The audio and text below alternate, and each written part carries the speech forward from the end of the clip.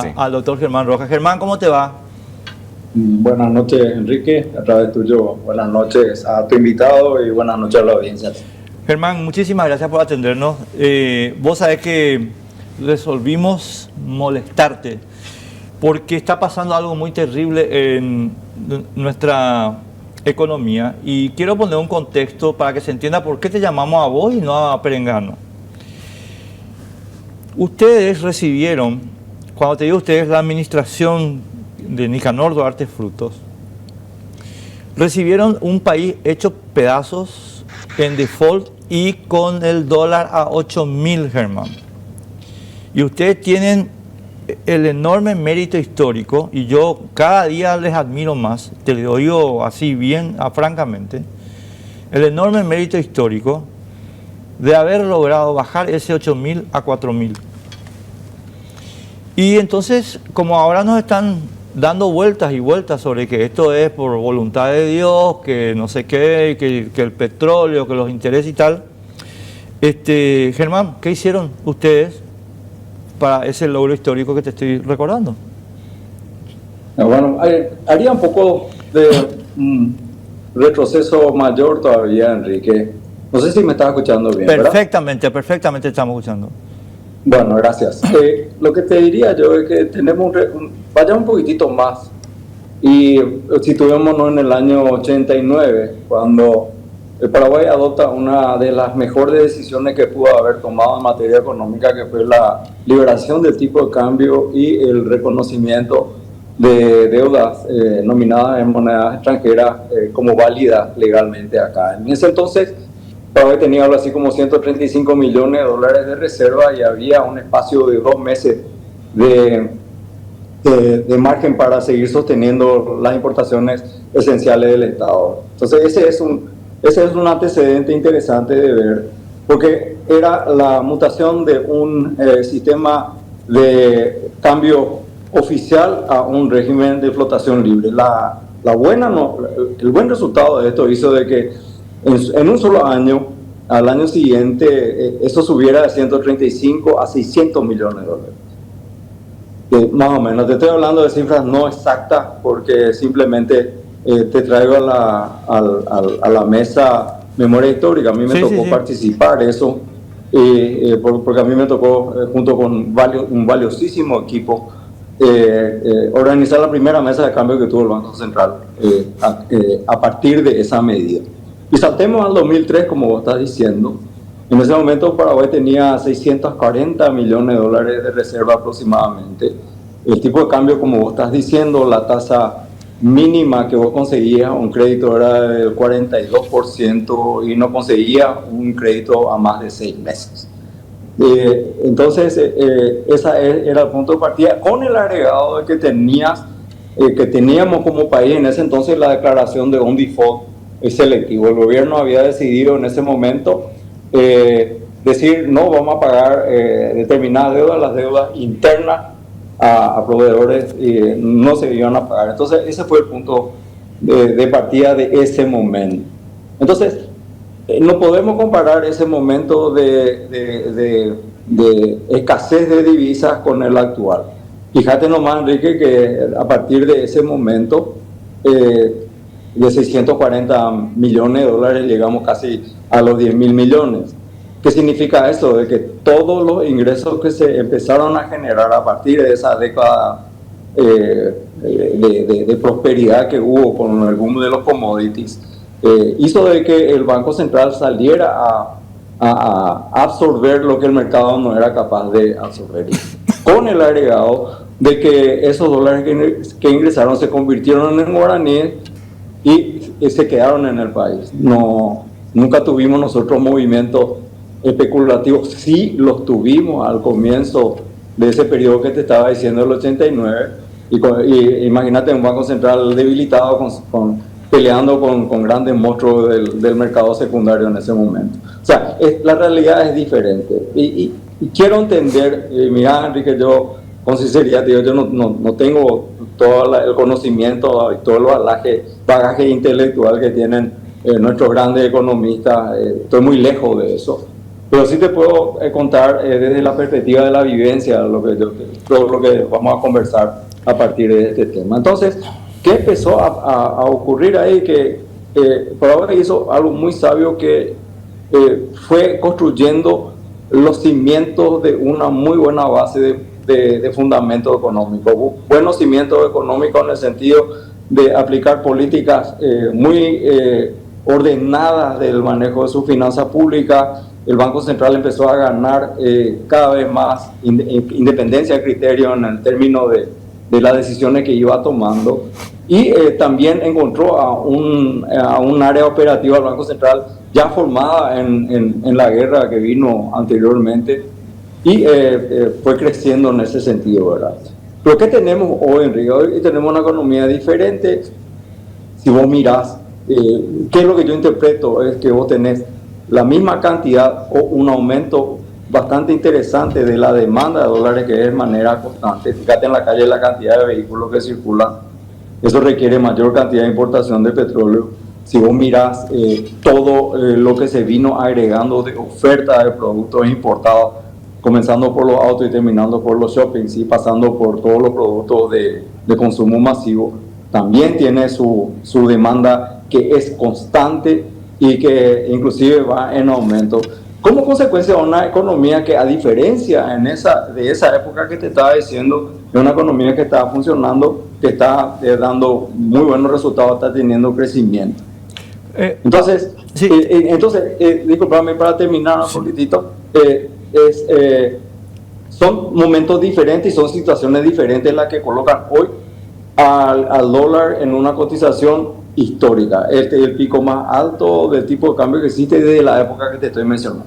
Claro, o sea, porque yo estaba recordando hoy, Germán, que cuando Nicanor se hizo cargo del gobierno y ustedes, digamos, asumen la dirección económica, con Borda y con todo el equipo, el dólar hizo esta bajada que te menciono, que para mí es importante porque, y te cuento que ayer estuvimos hablando con Sebastián Diz, que es el director de estudios económicos del BCP, y estuvimos conversando sobre las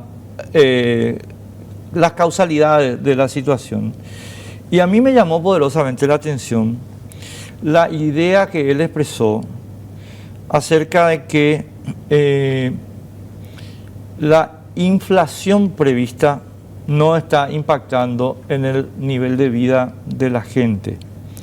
Y yo lo que le dije es, vos no podés, Sebastián, abstraerte que nosotros tenemos un ritmo inflacionario de entre 4 y 5% acumulativo desde 2018, y que hoy el grueso de la población asalariada en guaraníes de nuestro país, que es toda la población menos el 7-8% que gana el salario mínimo legal, vio sus ingresos perjudicados en un 30 o 35%, Germán, o más. Y que eso no se repuso, porque no hay una recomposición salarial más que para el salario mínimo. Entonces, y termino con esto, la película que te quiero presentar, ¿verdad? Entonces, él defiende la idea de que hay que generar inflación, porque la inflación genera consumo. Y esa es una idea tremendamente peligrosa, es una idea, a mi juicio, digna de Alan García en 1985, o de Cristina Fernández de Kirchner, o de Raúl Prebisch. Y es una idea que ha llevado al despeñadero a todos los países de los que se tiene memoria y registro. Y que Javier Milei está demostrando que es un robo, una estafa, un impuesto no consentido. Y termino la película diciendo lo siguiente.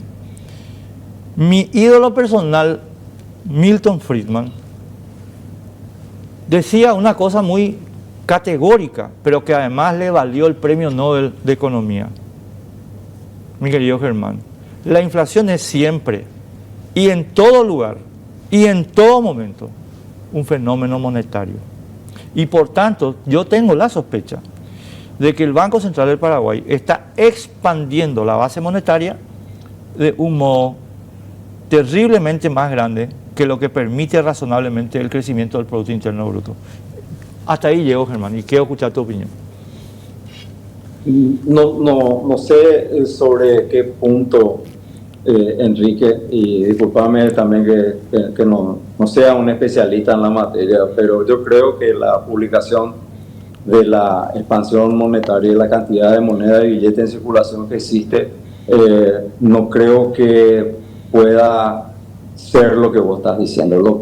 Y eso se refleja en este momento en que, si vos preguntás en el sistema, vas a encontrar de que hoy la tasa de guaraníes está empezando a subir. ¿Por qué está empezando a subir? Porque este posicionamiento que muchos actores están tomando en dólares en este momento está restando guaraníes del sistema. Ese es el punto número uno. Punto número dos, nosotros no tenemos, como el caso que mencionás de Argentina, la lucha gigante que está haciendo el presidente Milei en el sentido de retirar cualquier cantidad de dinero que circuló sin ningún tipo de contraprestación, lo que se llama la emisión inorgánica. Nosotros no tenemos ese fenómeno y no creo equivocarme al decirte de que, ¿cómo te voy a decir? Esto responde más a una situación que se crea de la siguiente manera.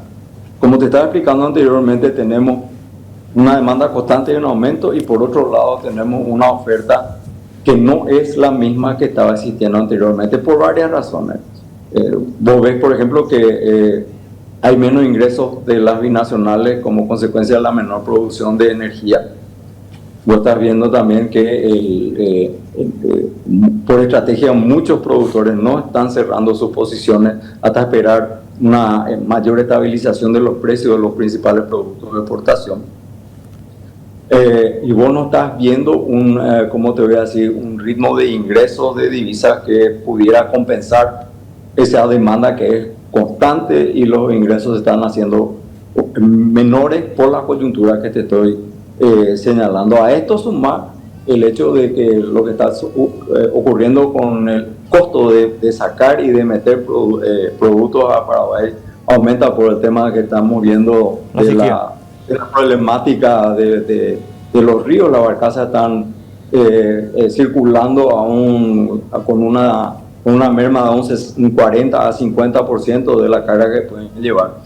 Y lo que no se puede transportar por río se está llevando en camiones, se está trayendo en camiones. A eso obedece ese ajuste de precio de los que pudiéramos estar hablando, Enrique. Y yo no creo, honestamente te digo que no creo, como conozco el funcionamiento del banco, no creo que sea una cuestión de una expansión monetaria tal cual vos la estás instalando como una posibilidad.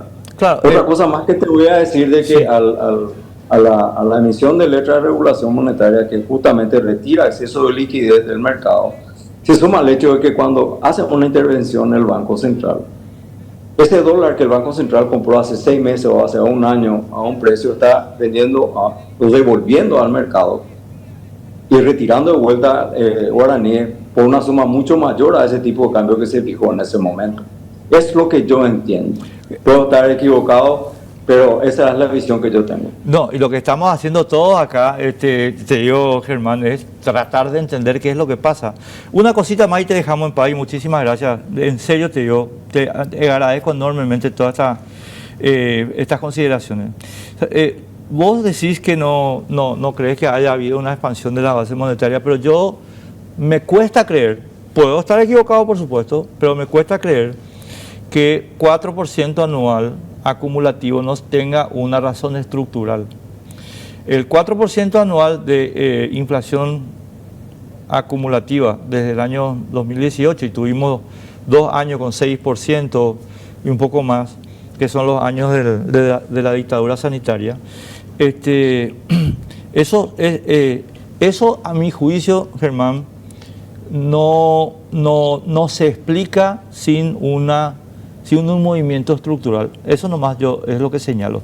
Vos estabas poniendo sobre la mesa algunos temas que son coyunturales, el flete, el tema de los precios de nuestras exportaciones, y otros que son estructurales que yo no tengo ningún elemento para decir que no es verdad. O sea, me allano a tu descripción, pero en términos generales, digamos, la explicación para ese deterioro del poder adquisitivo de los salarios en guaraníes en los últimos 7 años, un deterioro constante que llega al 35-40%, Germán, a mí no me queda otro remedio que decir, bueno, chicos, algo están haciendo acá con el dinero. Bueno. Yo no, sigo diciéndote, a sabiendas que puedo estar equivocado, yo te digo que lo que yo te estoy diciendo sobre la base exclusiva de la vivencia que yo tengo, ¿verdad? O la que me tocó pasar. Y yo te digo, me considero una persona tremendamente bendecida y privilegiada de haber visto el proceso que tuvo Paraguay desde ese momento que te estoy contando, del 89 en adelante, ¿verdad? Y te puedo sí decir de que no creo que esa expansión sea tal.